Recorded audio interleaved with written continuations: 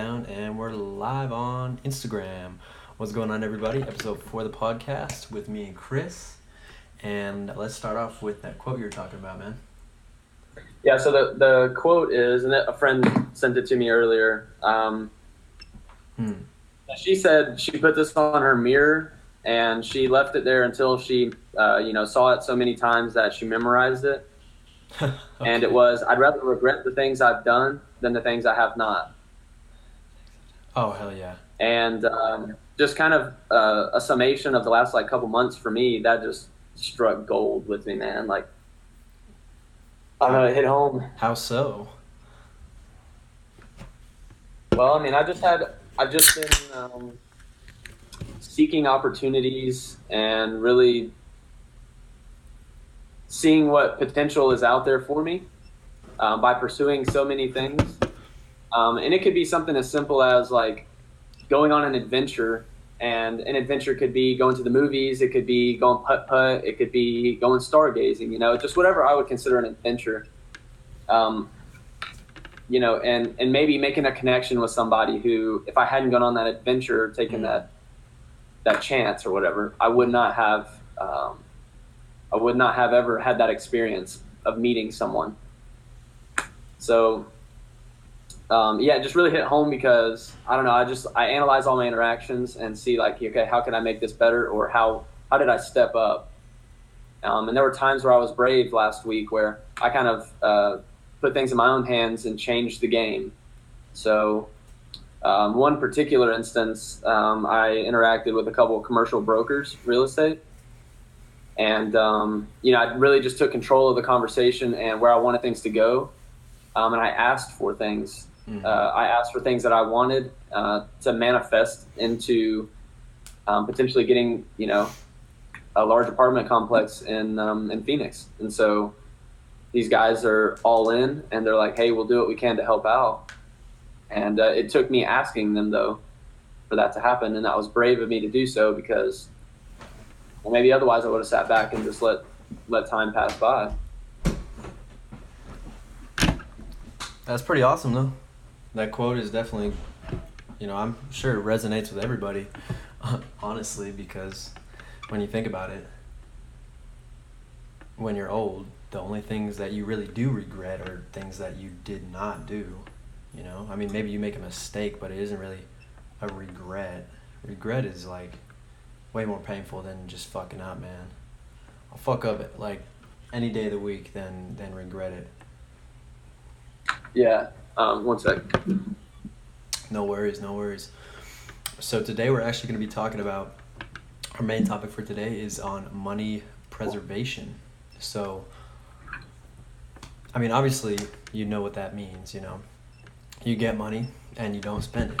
But, the real reason I want to talk about this is because it's a little bit of talking to you guys and it's a little bit of talking to myself about money preservation, because I just got a new job, so I'm raking in some more money every month, and it's going to take a lot of willpower to not basically go out and purchase the little things that pop in my head from people's marketing that I really want. For example, like an iPhone 8 or 10 or whatever, just keep my 7. Actually, I have 2. So, like Kevin Gates style, I got 2 phones. Keep my 7 and my 5S instead of getting the new one, and not go and buy a bunch of unhealthy snack food, going out and wasting money on frivolous things, and saving it up so that I can basically purchase my first house,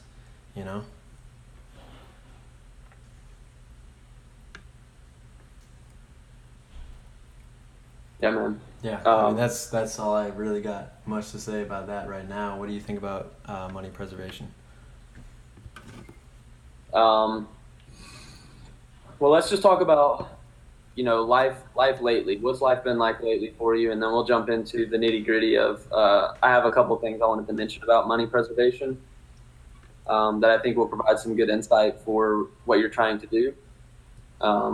Let's hear that.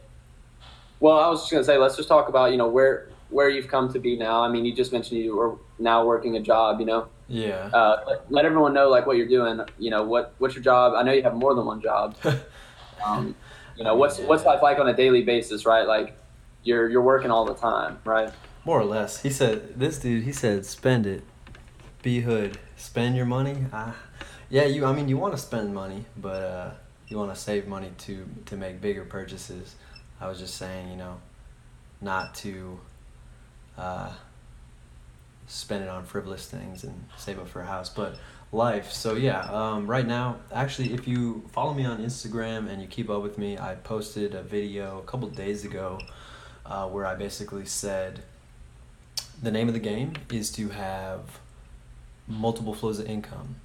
Most people only have one flow of income, and a lot of successful business people that are now millionaires have, approximately seven flows of income, 7 income streams. Right now, I have 4, one of them being my full-time job, and that is just at a warehouse, basically picking products for people at a grocery store. Not really the most exciting thing, but it pays pretty well for a low-level job. Then, number 2 is obviously Army National Guard, and it's so part-time that it really isn't too much. It's like $250 a month extra, which it's cool, but it's not really gonna pay the bills or take me to a higher level of things. Number 3 is my baby. We were just talking about this, you know what I'm saying? I don't have any real babies, and I don't really want any right now either, but it's almost like my businesses and my business plans and ideas turn into my babies. I care for them a lot, and I try to make them the best that they can be. So my first baby is my lawn care business, which is bringing in more than my other income stream and more than the Army National Guard is. Now it's bringing in more. I think I have 4 clients that are reoccurring, and I have more to come, which is great, So that's my 3rd income stream, and it's going really well. Basically just taking baby steps to grow it and grow it and grow it, and eventually get to a point where I'm going to need to hire an employee. And when I get to that point, I'll probably reach out to everybody who's listening, obviously, if they're in the area. The 4th income stream is e-commerce based, and it's not bringing in too much right now, but I just started. And the thing about that is e-commerce is very slow to start, I feel. Especially when I'm just getting the ropes down and things like that. So I'm doing drop shipping. So I put a couple of products online, and then I made a couple sales. But I haven't made too much money off of it. But it is, my second baby, so to speak, where I want to grow it. I want to make it into the best it can be, and I want to get the most value out of that, where I can have that making a lot more money, let's just say a couple grand extra a month. I mean, anybody would be okay with making an extra couple grand a month, literally playing on your fucking computer when you motherfuckers are already doing that shit anyway with World of Warcraft, right? Might as well make money doing it. So that's what's been going on for the most part. Actually, I take that back. There are some other things that aren't profitable. Number 1 is this right now. This is not profitable at all. I'm taking up all my time and just trying to bring value and insight and things like that. This is one baby, and then another one is my music production. So I'm learning as much as I can right now to basically be able to produce music, produce beats that I can turn into songs, or I can collaborate with, rappers or other producers, things like that, to create songs and music and albums eventually. And obviously that can be incredibly lucrative. And then another one is real estate, but really right now I'm just looking to invest. So that's going to be a couple months,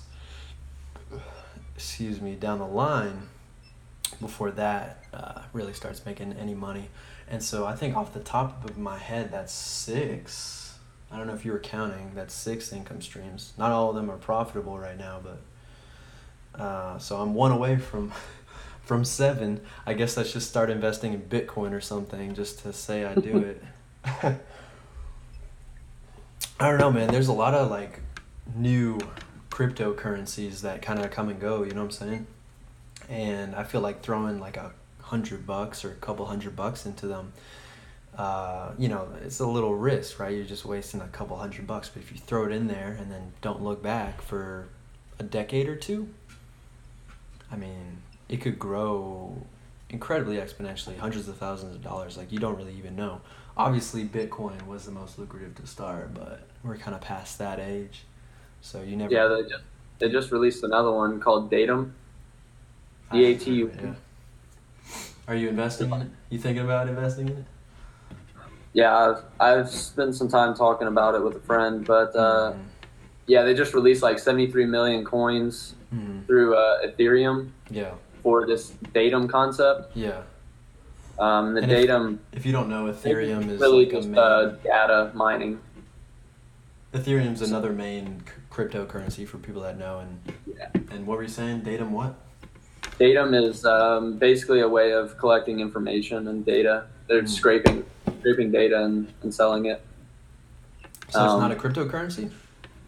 Well, so it's going through Ethereum as a cryptocurrency. Okay. They've created 73 million coins specifically for that, for Datum. That's interesting. I don't really know much about cryptocurrency. The thing about it, what I heard, is really that, you think you can know a lot about it, but then the fact is that it's always changing anyway. So you have to keep up to date with it and everything, and really, I don't want to put the time and energy into doing that personally. There's experts in the field that still don't even know shit about cryptocurrency, so that's why it's really not a good use of your time to try to master that. Figure just throw some money into it and say fuck it.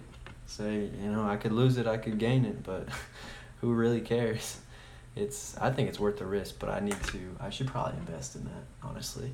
But yeah, which brings up a great point, dude. About what we're talking about, money preservation. Yeah, exactly.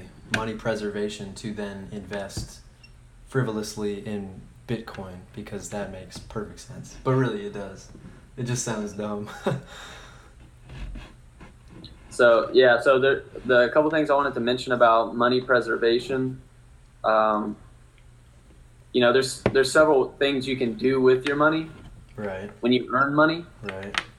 And I'll just throw them out there. Obviously, I think of it in two ways. It's kind of black or white. You have your doodads, so things that do not give you any return on your investment. That could be in a TV, in a car. Who coined that term? Doodads. Robert Kiyosaki, I think. No.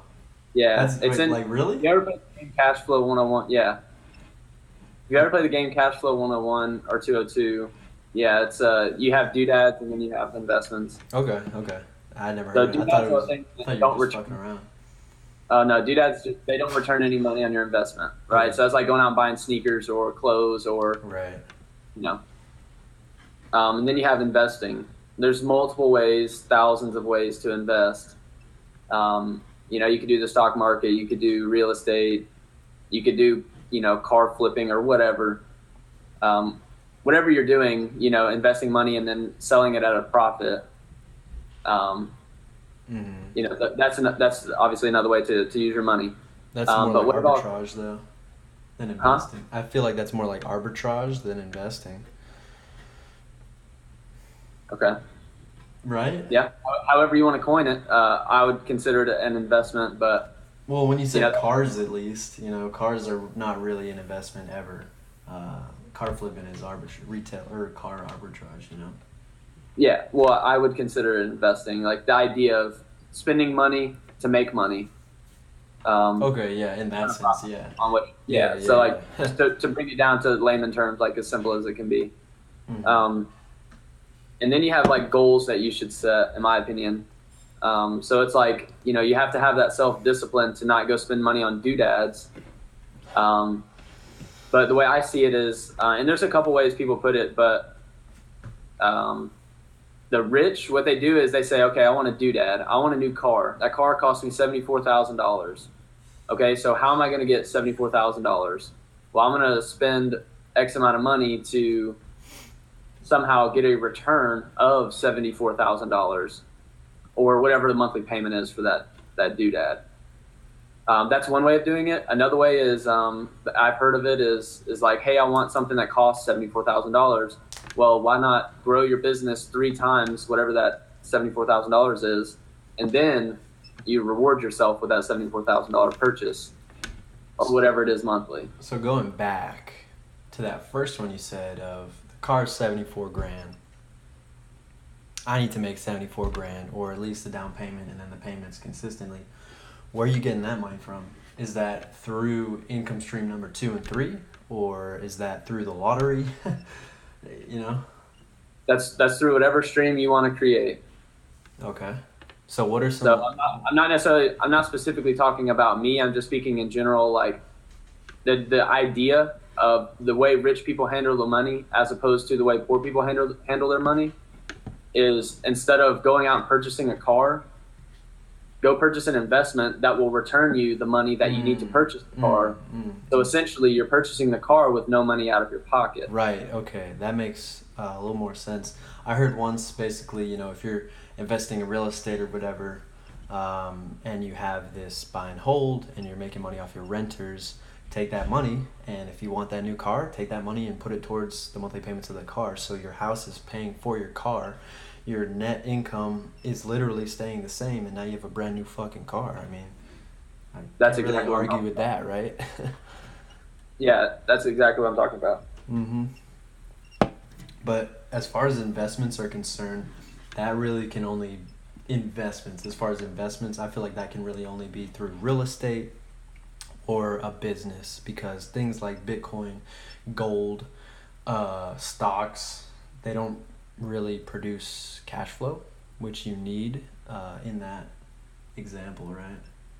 Yeah, I mean, stocks can produce dividends, so it's essentially the same thing as cash flow from real estate, but yeah, they don't produce at the level of real estate. Nah, not even close, man. You need to have a significant amount in order to see some decent returns. Yeah, I don't invest in stocks personally right now. Yeah. But to go back to kind of like the whole reason why we're talking about money preservation, I think it's a great topic because it kind of gets to the idea of like, hey, how are you spending your money? And, in what ways can you improve the way you spend your money? So how I feel about that concept is like, what I was talking about earlier about spending money frivolously on the little things like going out to eat or whatever. I feel like that is not really, at the end of the day, the big picture kind of thing. I don't feel like the little things like that, yes, they do add up, but I don't feel like that is the main contributor to actually, money preservation as a whole. I think if you hit the big targets, the big ticket items, as far as expenses are concerned, then it's going to make a world full of difference, and you can still enjoy your life by getting some little things. Like right now I'm drinking, sparkling water when I can drink water for free, This shit is not going to get me broke. But going back to the car, if I, bought a new car with my new job's income, then I'd be throwing all of that out the window for the investment. But a soda is not really going to change life. It's about the big ticket expenses, I understand where you're coming from, and I want to challenge you on that because Okay.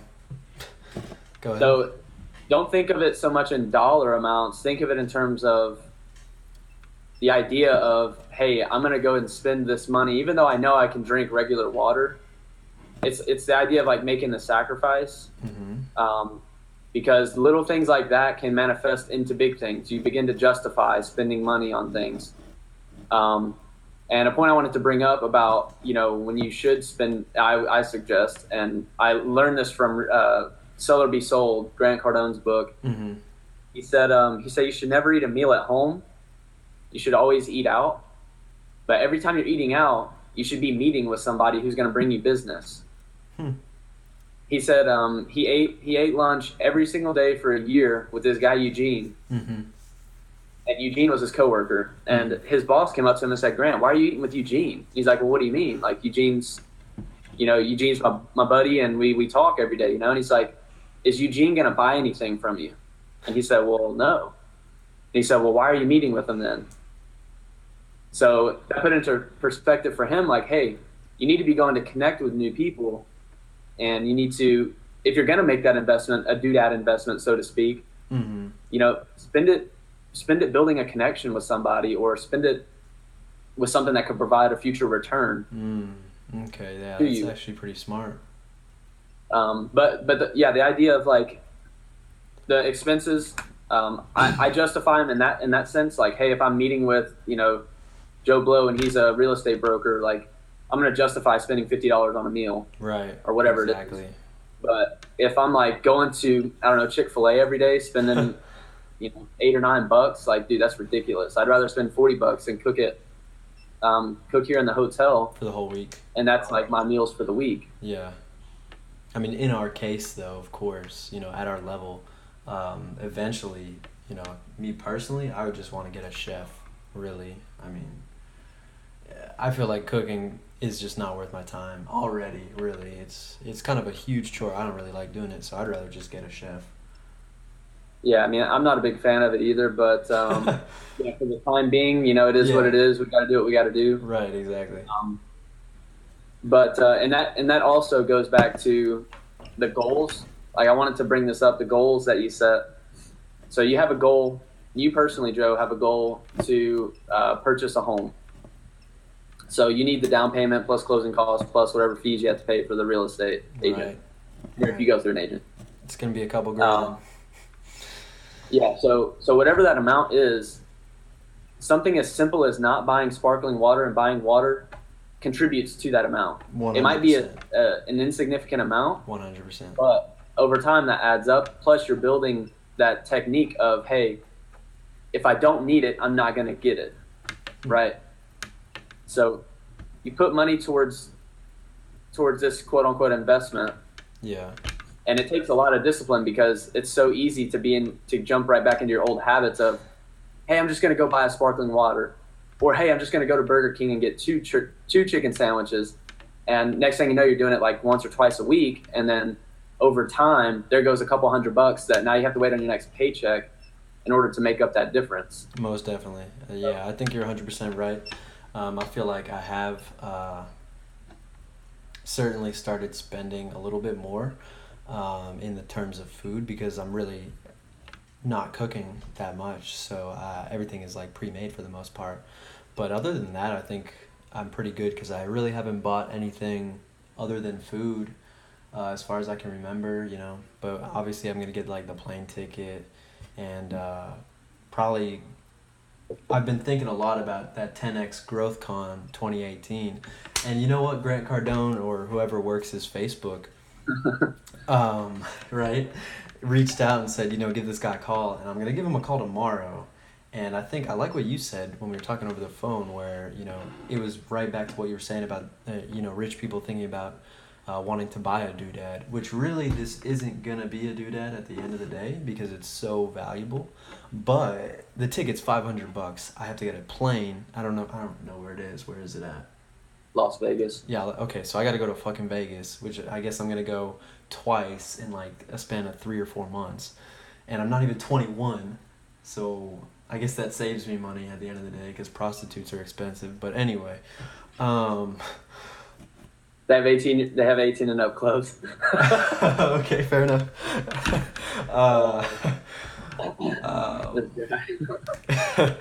What was I saying? Oh yeah, so it's $500 for the ticket. So basically, I figure I try to use my side income streams to make that money, which I think I want to use the e-commerce drop shipping one.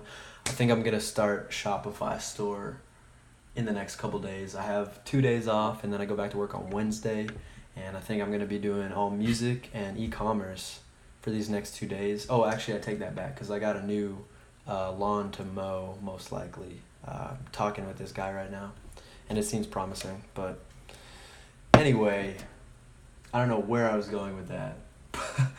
But we're talking about setting a goal. oh yeah, so the So, for growth con instance, is the yeah, goal you want to that raise I'm money talking for that ticket and the plane ticket. about. So let's call it $750. Yeah, but you know what? I feel like they might give me a deal, like 250 or something, or payment plan or some shit. I don't know, but I don't really want a payment plan anyway.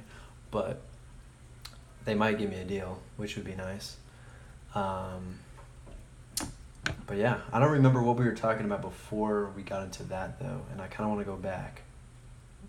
Well, I would just like to reiterate, you have the right idea in the fact that you want to use the profits from growing your business to purchase this ticket. Yeah. I think that's it's really cool. And I mentioned this to you before about working towards a goal. Yeah. And setting something up and then actually achieving that goal or making significant progress towards it. And the fact that, and we've talked about this multiple times before, but it's all about getting started, getting something going, and building on that momentum that you create from getting started. And that's the thing. I just got this idea popped in my head. We have been talking about this, but we didn't elaborate on this part. So the reason, why you want to set your goal to get your doodad, right? To pay for that stupid expense, to set your goal to make the money for it is because after you buy it, you still have the money coming in. So now you're profiting more even after you buy it. So you're not just buying it and losing money. You're buying it and literally gaining money exponentially that you wouldn't have had if you never were like, yeah, let me get that Lamborghini or I like an Audi R8, that's my dream car personally. Absolutely, man. But yeah, what you got next? Man, I got a lot of stuff to talk about. Shoot them out, man. I could go with a quote. Well, wait, didn't I already talk about that quote? I already sent you the quote, but something that's been hot on my mind is the Mamba mentality. The mob mentality? Mamba mentality? Yeah. You mentioned this before, and I don't remember what that means. I know it's a snake, but I don't remember where you're going with it. So, Kobe Bryant said this in a video of his mentality. He calls it the Mamba mentality. Okay. And it's the idea that basically you invest a lot of work on the front end, and you receive exponential benefits in the future. But what I think a lot of people fail to see is, in life, like you're never going to stop working. People have this idea of like retirement. I'm going to be free and I'm not going to work. Well, it doesn't work that way. Like we're built to work. Yeah. We're, like as humans, like that's what we do. Dude, even retired people, like in their spare time, they volunteer for stuff, like exactly. They have to be doing something, right? Yeah. Oh, something real interesting I heard one time a little bit ago is like the older people after they retire, if they don't stay active like that, their brain literally deteriorates exponentially faster, and then they get things like dementia and things like that. So if you want to be healthy and whatnot throughout your older years, stay active, keep your mind busy, learn new things, just like you were my age. Just absolutely. Yeah, what were you saying though? Yeah, the whole idea of the Mamba mentality is like you're gonna invest. Like, I'll give you an example from what Kobe Bryant said. He said he trains 4 times a day. But if you train, he said he wants to be the greatest basketball player that ever lived, right? So how do you do that? You got to train. You got to train to be the best, So he said, okay, well, what does that look like?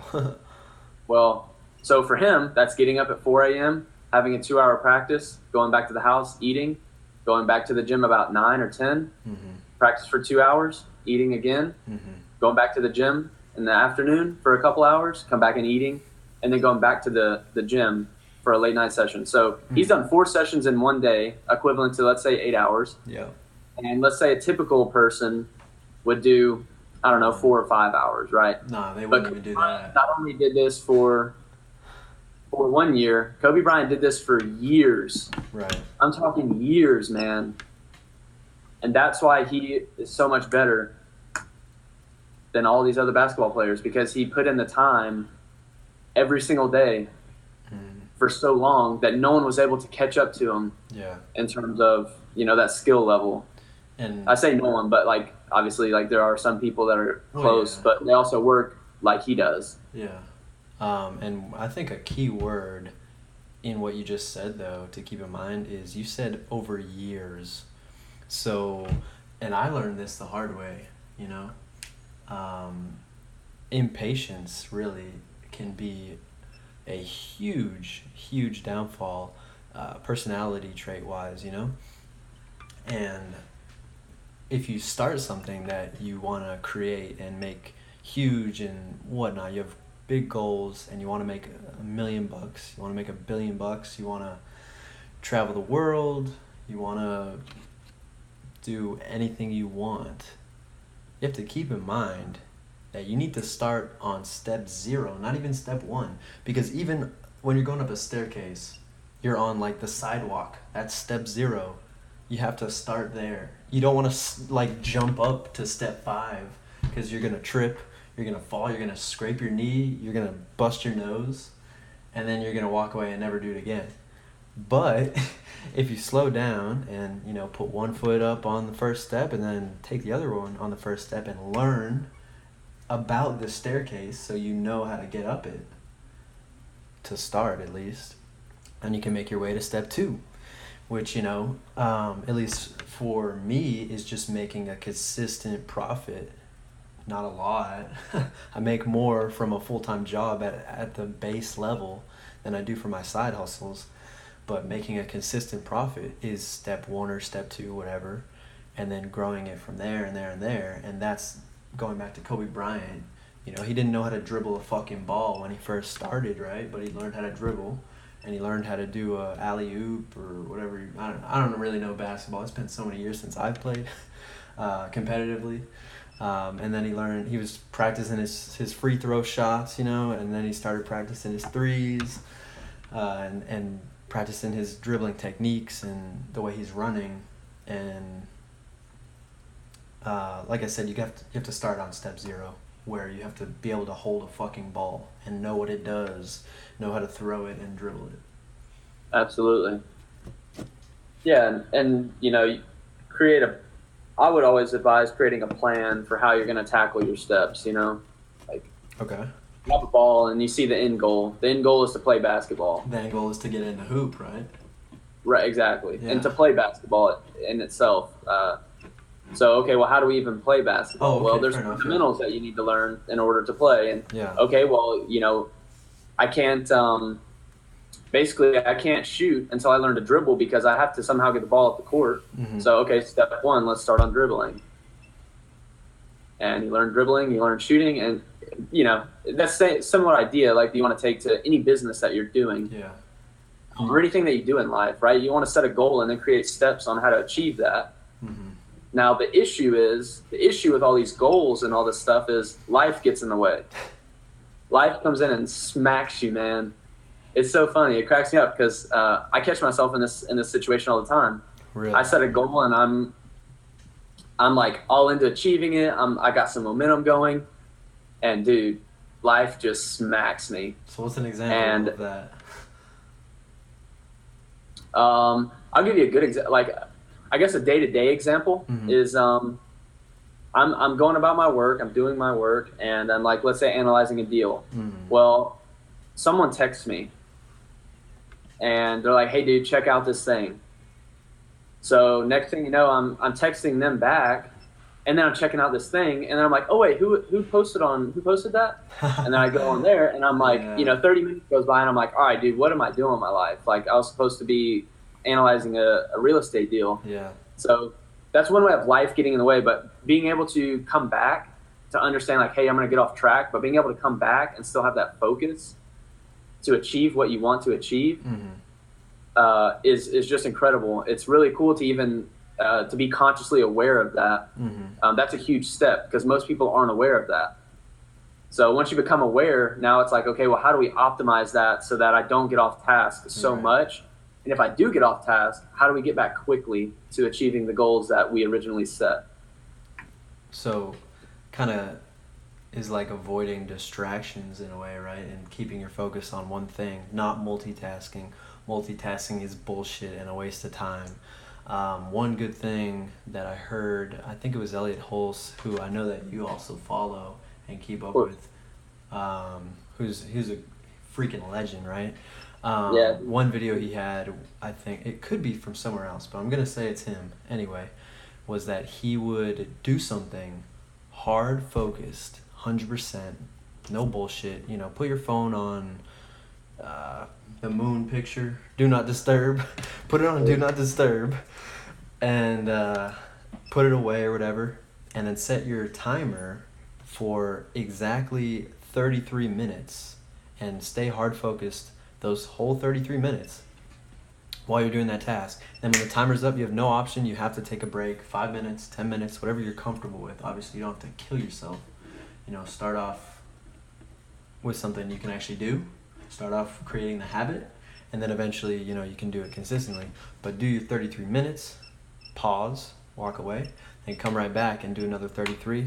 And I can't remember exactly why he said, you know, the exact number 33, but I think it related to something psychologically in our brain. But I could figure that out later if people are interested. Yeah, that's an interesting point. Yeah. You know, because in reality, man, like we can't be 100% productive all the time. No. And I think it gets misconstrued a lot. Like, dude, Gary Vee, he's like, you have to be working. You can never take a weekend off. Your bones must be breaking on you as you're, you know, doing whatever you're doing, literally. Yeah, I mean, and it's so cool because there are thousands of ways to be successful. Yeah. Like, or millions, rather. It's just creating your own way, right? So all these people are providing you, like we're doing now, provide you with a perspective of, hey, this is how you can do it. Or maybe this is how we are doing it. But in the end, at the end of the day, you have to do what works for you, right? What works for Joe isn't what works for me. Right. And we have to be able to understand that, because otherwise you're going to say, well, I'm doing the same routine Gary's doing, but why is Gary own a, you know, almost $1 billion company and I'm making, you know, $200,000 a year? Well, that's because that works for Gary and that doesn't work for you. Fair enough, right. You know, find what works for you. And that's something I struggled with for a long time. And I realized, like, it's all about being unique and being you. And that's all you can be in this world, is just you. So what works best for you right now that you found? Well, being absolutely relentless with opportunities that I'm presented with. And I mentioned this last time I was on the podcast. But yeah, like, I saw an opportunity, for instance, to connect with somebody who at an arm's length has a lot more connections to real estate. And, you know, I just basically said, hey, man, this is what I want to do. I know you have the keys to, so to speak, the keys to that door to open up for me. You know, let's see if you can't work that magic with the keys and open the door. And lo and behold, that's what he did. And it's manifesting into something bigger. But I say all that to say that what's working for me is having the courage to take that action and to seek that out. So to explore that opportunity. What about what works for you as far as your work ethic is concerned? Because that's what we were talking about specifically. Work ethic? Yeah. And I know you beat yourself up about this all the time, but yeah, what works for you? Because I know for a fact, I know me, and what you do and what I do, no way, they're not even close. You are so hardwired organized. You're incredibly organized, I find, compared to me at least.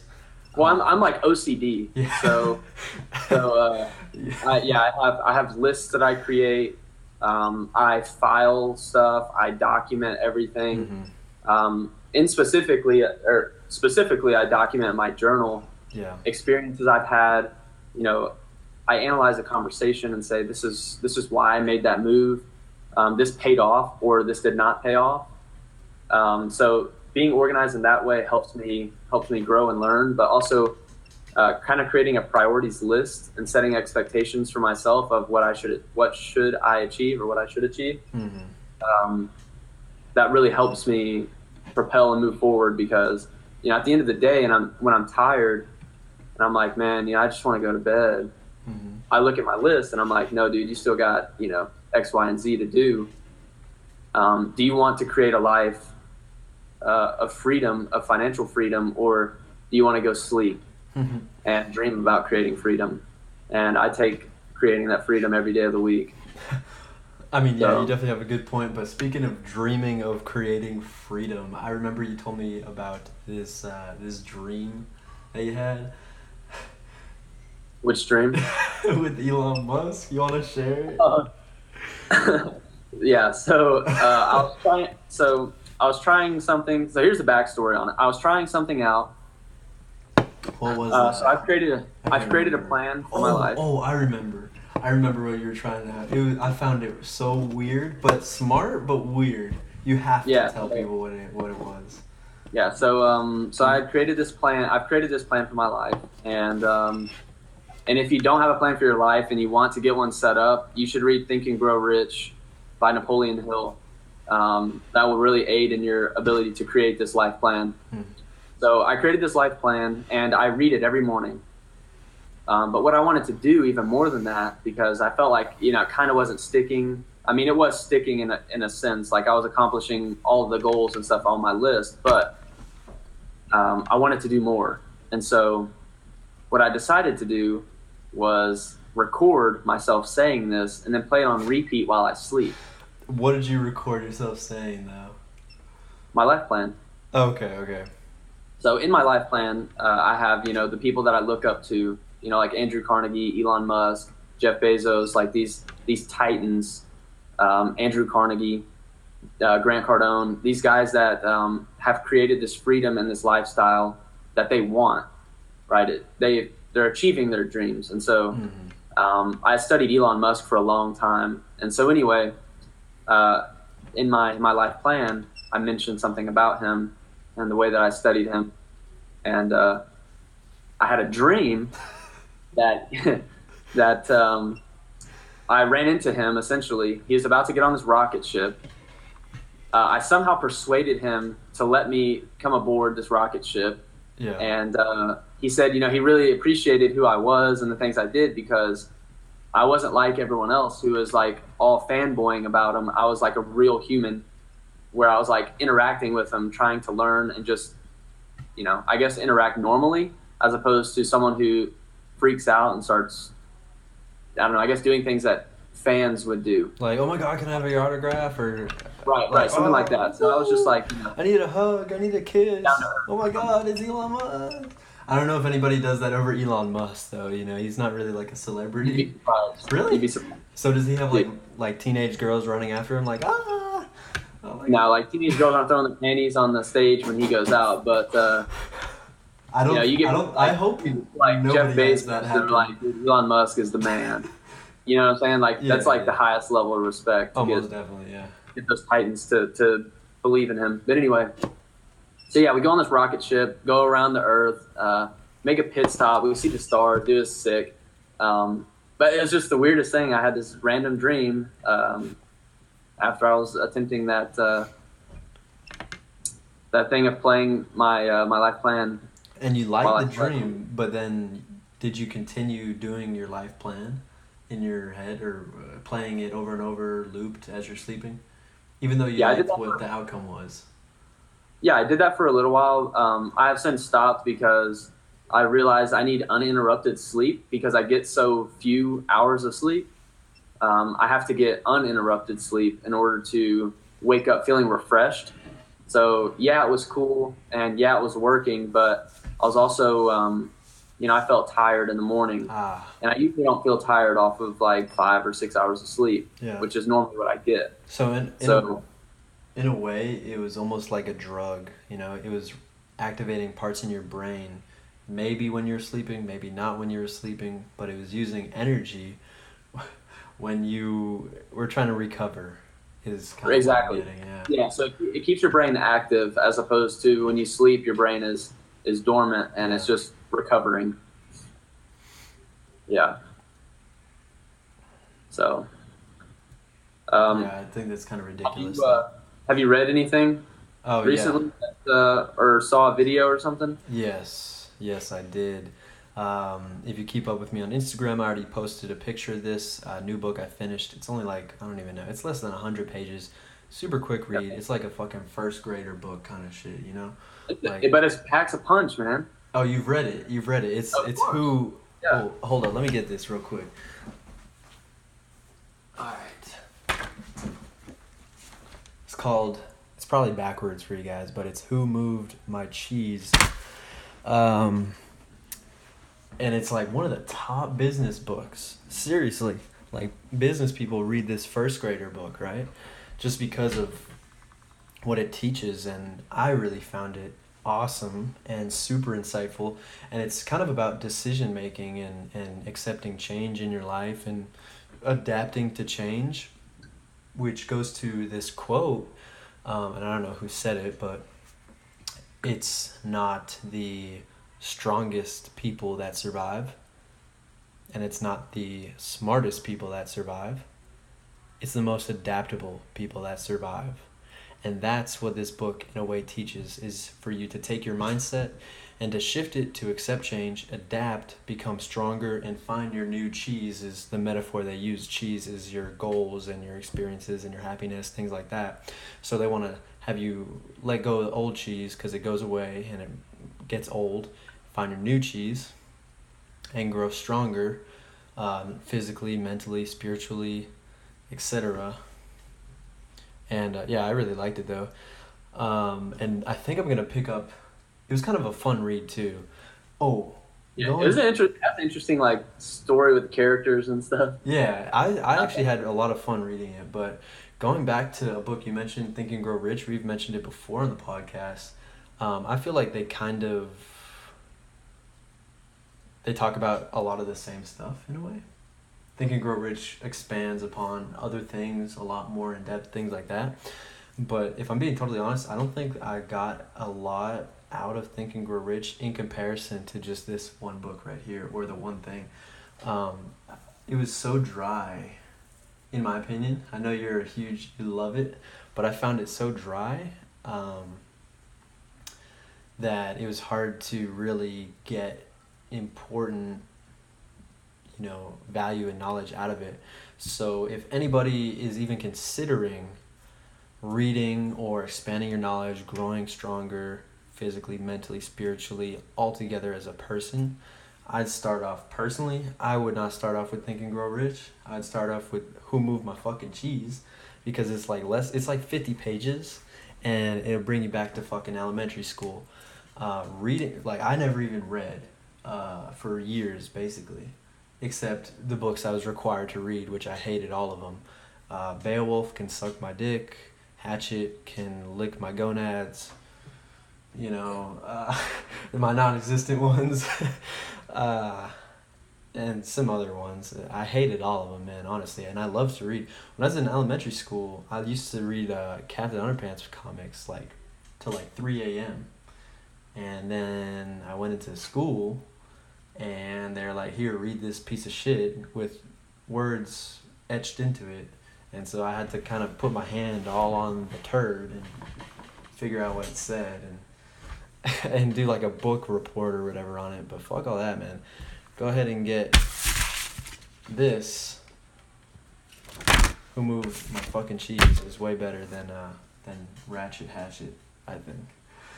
But that's all I really got to say about that. Oh, did I say the book I'm gonna read next? It's a Tom Clancy book. It's a real fun read. I think it's more fun than like some of these business books. So I need a Right. fun read and an educational read. Because I'm still reading that book called The Everything Store about Amazon and Jeff Bezos. And we got to the part where we're talking about the Kindle, which is really cool. Definitely learning a lot about that. But you need some to balance it out. Because when I'm at work, I take my breaks, like to read. So I actually get some value out of work because it's kind of mindless robot shit. So, gotta read, you know. Did you read I hear you, anything man. over the past 2 weeks? Yeah, I've been reading this book called Emerging Real Estate Markets by David Lindahl. Mm-hmm. And it just is talking about trends and I don't know. I guess it does go over like real estate basics.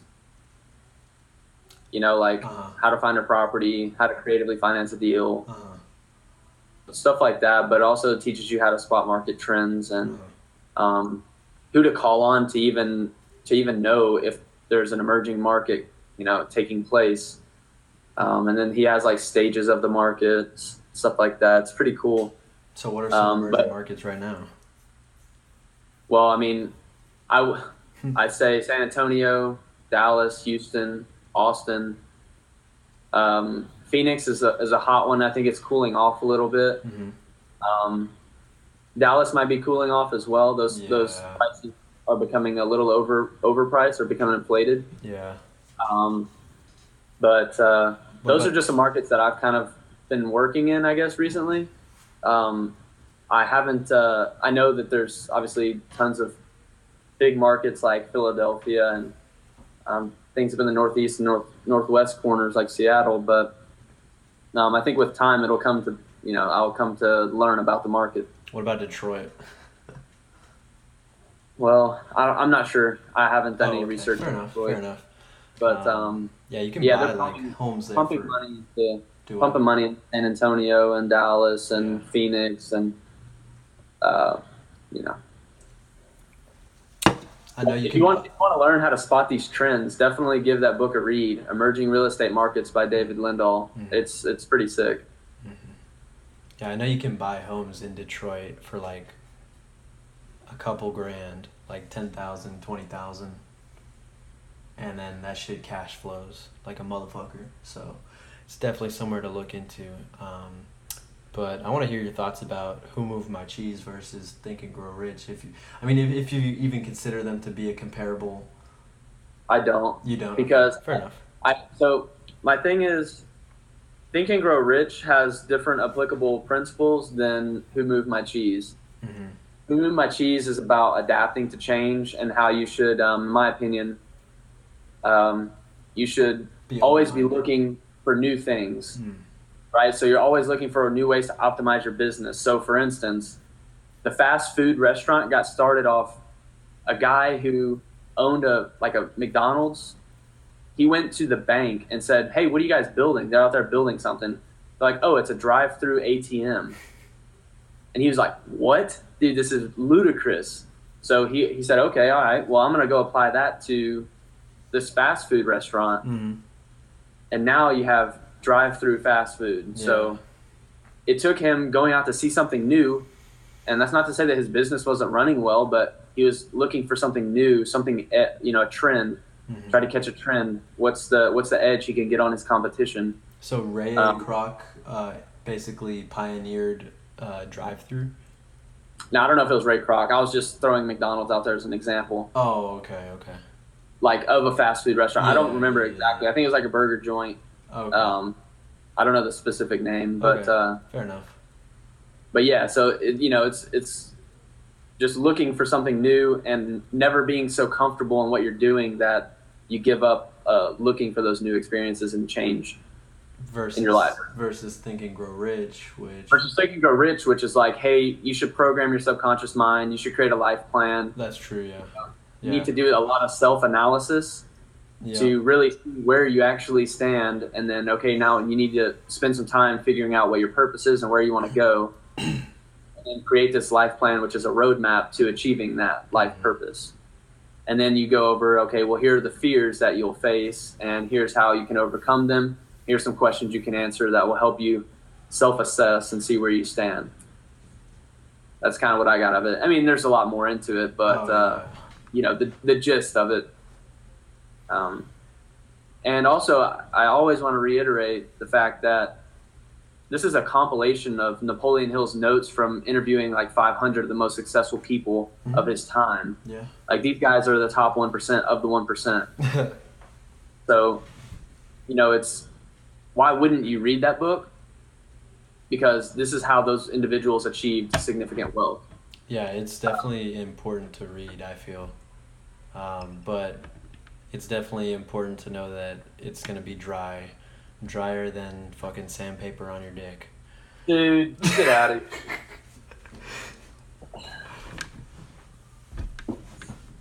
here. Did you ever pick it up a second or third time like it says to do in the book? Yeah, I don't have it with me right now. But yeah, I've been reading it. I'm like 4 chapters in. Through your second time? Yeah, second time. I know. I guess I got to reread it too, huh? It's been a couple months. Or maybe it's only been 1 month. I don't know. But I have to read it again, basically, because it said to. And, I mean, it really does have good principles. But it really is boring, in my opinion. I'm not trying to throw shade. I don't know what's boring about seeing the potential you could have in your life and creating a plan for that, but that's okay. Everyone's entitled to their own opinion, Yeah, man. That's the thing about information is that I'm a human. So yes, I love knowledge and information, but at the same time, I gotta be fucking entertained, bro. You know what I'm saying? Like, I need some titties jiggled in my face a couple times in each chapter if I really want to read it, Like, ain't nobody got time to learn. Like, I don't know, that's kind of one of my things with school is, like, it's so boring. Like, that's why you don't retain any of it. That's why you don't keep any of it. And I know I always go back to school. I'm always throwing shade at school because really I feel like I wasted, like, I don't know how many years you're in school, like 12, I guess. I feel like I wasted all of that trying to get good grades, and then I come out of it, and now I probably am going to forget all the math except for multiplication. The reading I've done was good. Some of it was good. Vocabulary was nice. That's cool and all. And the art was kind of forced on us in a way. I don't know how you felt about the art in school, but... Dude, I love school. Like, I had so much fun when I was in school. Crap. Fucking weirdo, bro. Yeah, I don't care, dude. But at the end of the day, I always made learning fun. I always found creative ways to make learning fun for me. And I was recently listening to... You gotta share this, because how do you make learning in school fun? Well, first off, you need to be genuinely interested in what you're learning. So for me, I was always fascinated with how the world works and how things work. Okay. And all of that boils down to math and physics. And so what does that have to do with history and geography then? Well, we need to learn from our past so we don't make the same mistakes moving forward. Right, but learning that... That's because guys like Joe don't ever take the time to learn about what's going on in the past. No, but learning that, okay, it looks like we've been going for almost an hour, so I'm going to have to redo the live thing coming up in like 2 minutes, but what were we saying? We have to study all that crap. You find that enjoyable, studying like the world, countries, and everything? Absolutely. No, stop lying. You know what? To even go take it further, now that I travel and I'm experiencing new cultures and stuff like that, it just, I don't know, it's so cool. It's like it all kind of comes together. Okay. But I think the idea of school and what it was meant for was probably to build a foundation so that, you can learn and think on your own outside of it. But I think it's become like such a flawed system that it's moved away from that, and it's just like really absolutely nuts. I feel like it was made to program us to become robots for the elite. Do your homework, come here on time, leave at this time, take lunch at this time, go to college, get a job, and then do the exact fucking same thing till you're 60 or 55 or so back then, and retire. That's how I feel about it. Yeah. Well, I think it all boils down to your mindset and how you approach it. Yeah. So, At the like for me, time, I didn't approach it like that. I thoroughly enjoyed school, like through and through. Like there's like every day in college, man, I was at every class. Like I rarely missed, and if I missed, it was because of baseball. Mhm.